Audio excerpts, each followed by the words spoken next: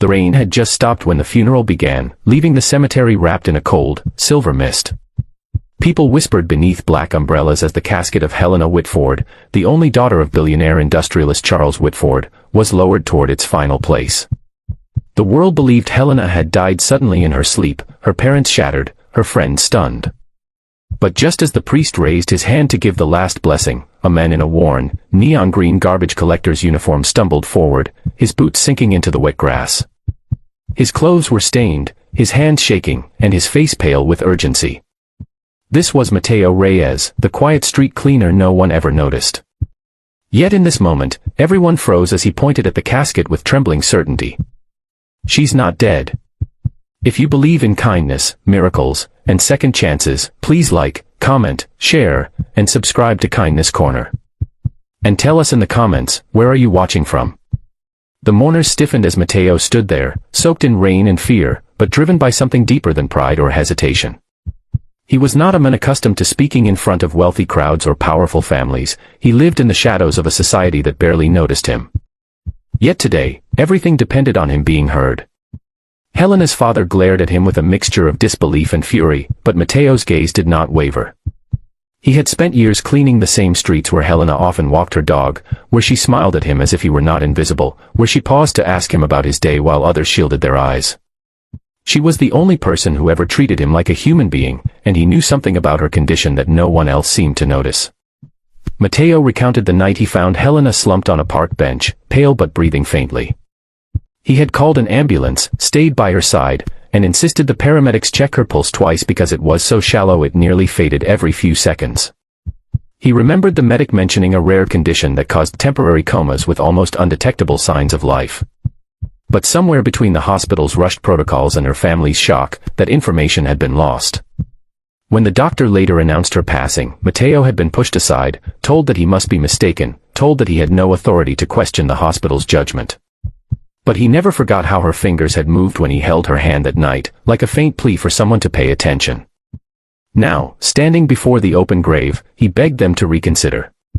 His voice trembled but grew stronger as he spoke from the heart, describing Helena's kindness toward people like him, describing how she once left warm meals beside the dumpsters for stray animals, and how she once defended him when a group of teenagers mocked his job. He told them he owed her everything, including the courage to interrupt this funeral.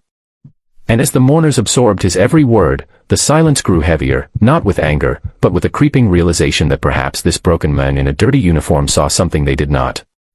The priest signaled for the casket lid to be opened again, despite the objections of a few nervous relatives. Charles Whitford, shaken by the depth of Mateo's conviction, nodded reluctantly. The lid rose slowly, revealing Helena's serene face, her auburn hair resting gently around her. Her mother covered her mouth, preparing herself for nothing more than another heartbreak. But Mateo stepped forward, staring closely. He urged them to place a small mirror beneath her nose. For a long, breath-holding moment, nothing happened. Then, so faintly it seemed like imagination, a tiny patch of fog touched the corner of the glass. Chaos erupted. Doctors were summoned from the funeral guests. A pulse was checked, and though almost non-existent, it was there. Helena was rushed out of the cemetery in a blur of cries, running footsteps, and collapsing knees. Mateo stood frozen as the ambulance sped away, his heart pounding not with fear, but with fragile hope that he might have saved her life. Hours later, in a stark hospital corridor, Charles found Mateo sitting alone on a metal bench, drenched and trembling.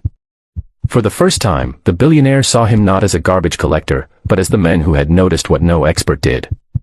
Helena had slipped into a rare metabolic coma that mimicked death, and Mateo's intervention had prevented a nightmare no family could ever recover from. The weight of gratitude brought tears streaming down Charles's face. He sat beside Mateo, not above him, thanking him with a sincerity that could never be repaid with money. Days passed before Helena finally opened her eyes. The first thing she asked was why Mateo looked so worried. When they told her the truth, how close she had come to being buried alive, how Mateo had stood alone against a crowd, she wept and held his hands, promising that his life would never be ignored or overlooked again. Her survival became a moment that spread across the city, a symbolic reminder that dignity and humanity were not tied to wealth or status, but to courage, compassion, and the willingness to speak the truth even when no one listens. In the weeks that followed, Charles offered Matteo a new job, not out of charity, but out of respect. Matteo refused anything that elevated him unfairly, but accepted a position overseeing community outreach programs Helena wanted to build, programs that fed the homeless, offered job training, and ensured people like Matteo were seen, heard, and valued. The once invisible garbage collector now stood at the heart of a mission that changed countless lives. If this story moved you, please like, share, comment, and subscribe.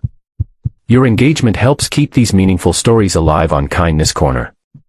Before you go, tell us in the comments, what part of this story touched your heart the most? And so, the world learned that heroes don't always wear capes or expensive suits. Sometimes they wear torn gloves, stained jackets, and carry the quiet strength to shout the truth when the world refuses to see it. And because of one such hero, Helena lived, and countless others found hope again.